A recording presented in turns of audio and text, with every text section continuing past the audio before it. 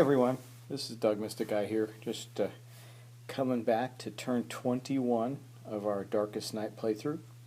As you remember from turn 17 through 20, I had a bit of a mishap with technology, which can happen from time to time, but it didn't hurt us too bad. I was able to do some clever.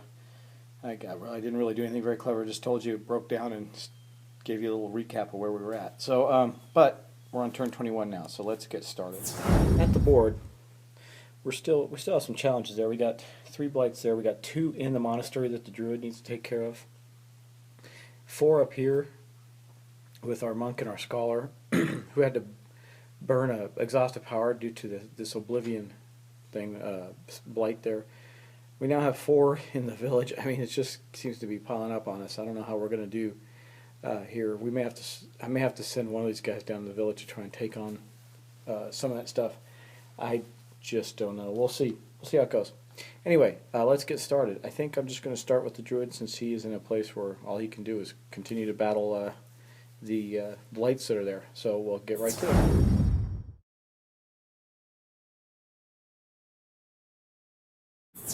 Druid is not in its wolf form right now. He deactivated that so he could heal. And he's basically only got 2 dice with his animal companion, which we'll do for now. I would like him to activate his wolf form, but I'm afraid that if we do so, we'll end up with 2 more blights in the monastery and lose the game. And I don't know if I can take that chance. So we're just going to take a chance rolling 2 dice against, let's see, which blight will we tackle. I believe we're going to take out the taint there, so that we can regain our grace while praying at the monastery. We failed. He rolled a 2 and a 3, needed a 5. Now that's problematic for him, because that also then exhausts his animal companion, and that's not what we want. So we're going to have to try and oh gosh, it just makes it even harder. Well, we'll keep trying. We'll plug away. But anyway, there's no events in the monastery, so that's going to end the Druid's turn. And I think from there we're going to skip over to the Wayfarer. He is down in the down the forest, where he is taking on blights left and right. We're definitely going to see what we can do there.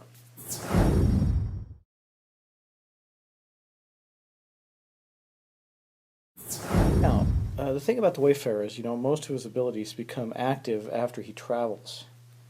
And here you see, like in the wind, gives him his fighting ability.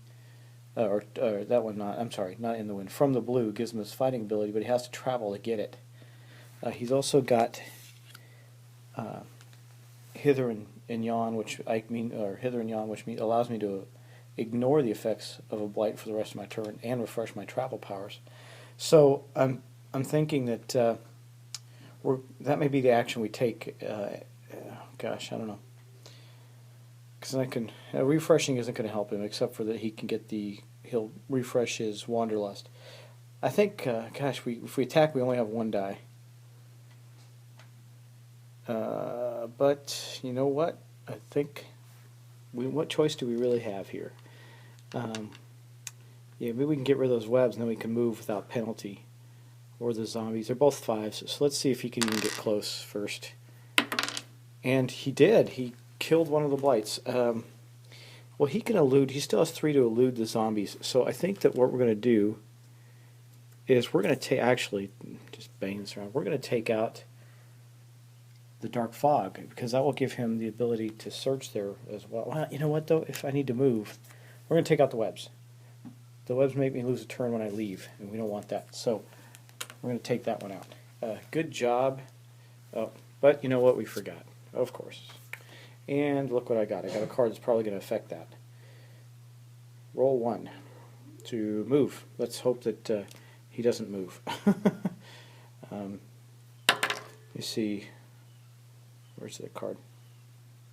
Here it is, right next to the die. Actually, that's not what I rolled. I rolled the 6. I rolled a 6.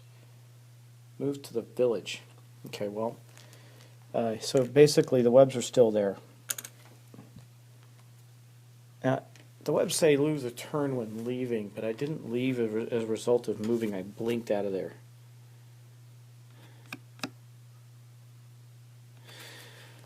I don't know. That's kind of iffy. I don't think we would lose a turn from that, because the point of losing the turn is getting stuck in the webs when you travel, and we magically blinked. I mean, thematically, it wouldn't make a lot of sense. I guess I'm trying to justify it in my head. I'm not sure what the answer is, so let me think on that.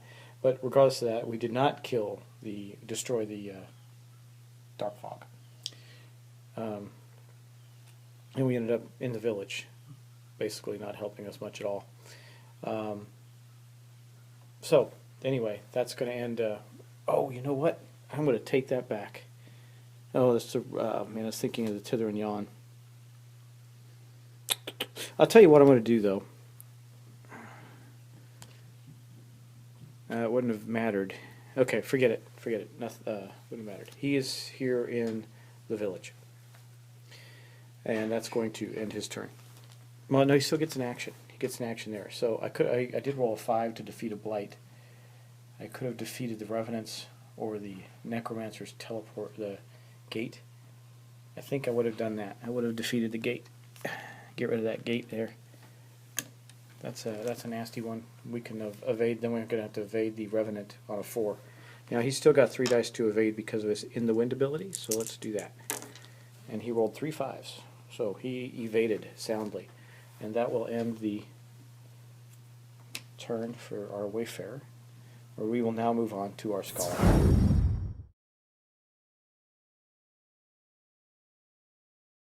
I'm going to need to bring a dice tower for my next game down or something. I also have a dice bowl, but it'll be easier to do that when I'm filming with a camera, because sometimes I'm not sure where I'm exactly pointing with the iPad. That's the way the camera's positioned on the back. But regardless of that, here we are with our Scholar. He still has Fine Weakness, his Preparation, and his Foresight. And we're going to try and get rid of... first off, let's draw his event card, so we don't forget. It really hurt us last time. Guarded Treasure Trove. So he can elude with a 6, attack with a 6. If we win, we lose a secrecy, but we get to draw a search result. That's pretty good. If we fail, we draw another event. We don't want that. So we're going to elude, because I get 2 dice to do that, using his Foresight. And I rolled a 6 and a 1, so we did that. We got it right off the bat. Oh, plus I forgot. I get an additional 2 dice. Not that it matters. Why do I get the 2 dice? Because of this. The Forgotten Sanctuary is active in this location. So what we're going to do now, after that, is we're immediately going to draw a map card. Here's our map card here. And we're going to look to see what treasure we get up in the mountains. A treasure chest. So that's going to allow him to draw a new power card. I believe that we're just going to do that flat out. There's no sense in waiting around on that. So here, his stuff is shuffled up already. We're just going to draw one off top. Ancient Sword. Finally, he gets a bonus to fight. And it's a bonus. It's just automatic. So he's going to fight with 2 dice now. He suddenly became rather formidable. Okay, but he also has to take an action. So let's do this. Let's kill some zombies. Oh no, we want to kill the Oblivion. So we're going to take that out first. We already got rid of the Shroud. So for his action, remember that was his event card. So for his action, he's going to roll 2 dice. He got a 4 and a 4 and a 2, which will take out the Oblivion. And now we no longer have to deal with... I'm not worried about looting the vampires and the skeletons. You can do that easily. Anyway, we don't have to worry about that anymore. The Oblivion is gone. So,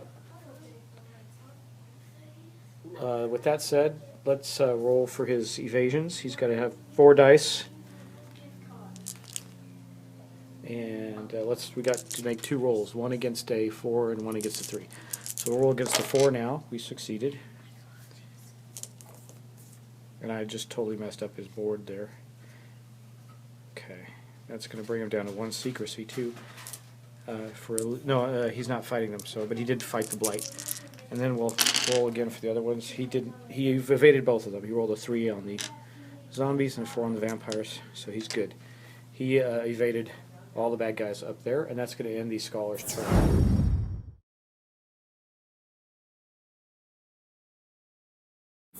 That's going to end the Scholar's turn. Now we're going to move on to, last but not least, our Monk. He's got He's going to fight some guys up there too, but first we have to draw his event card.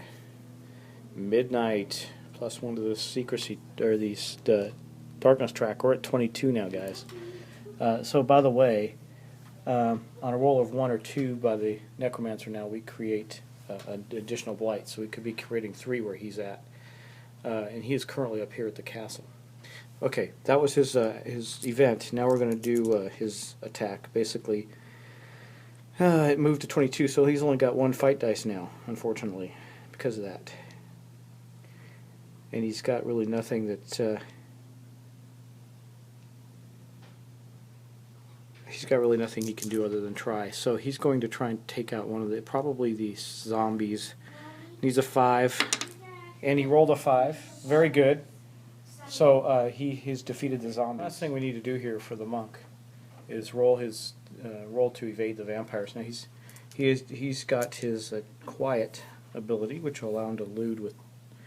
Show you that elude with 2 dice, and the Forgotten Sanctuary is there. So we're going to get a total of 4 dice to elude. He rolled, almost missed it. He did end up rolling a 5, so he eluded the vampires up in the mountains. And that is going to end our player turn for turn 21. Now we're going to move on to the Necromancer.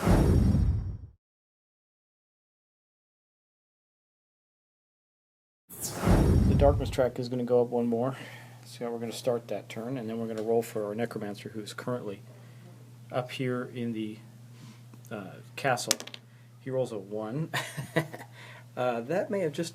No, I don't think it did, but it got really close to ending the game for us. On a 1... he would normally go down to the swamps here, but the scholar has a secrecy of 1. So, and then I think there's still 1 gate out, so that's actually a 2. So he did spot the scholar. Yeah, there's a gate still open down here in the ruins. So the Necromancer is going to move here, where he will drop not only 2, but an extra blight. So 3. That I can put 2 there. 1 there. Man, we're going to be so close to the end of this game. Okay. So for the first one, in the mountains, another Oblivion, which we don't want. That one's rough. It's the one that makes you exhaust a power at the end of the turn. For our second one, up in the mountains, we got a Shroud, which then protects that, which is, so we have to defeat that first. I think our guys are... Okay, well that's 4, and then we got 1 more that is going to spill over into the monastery.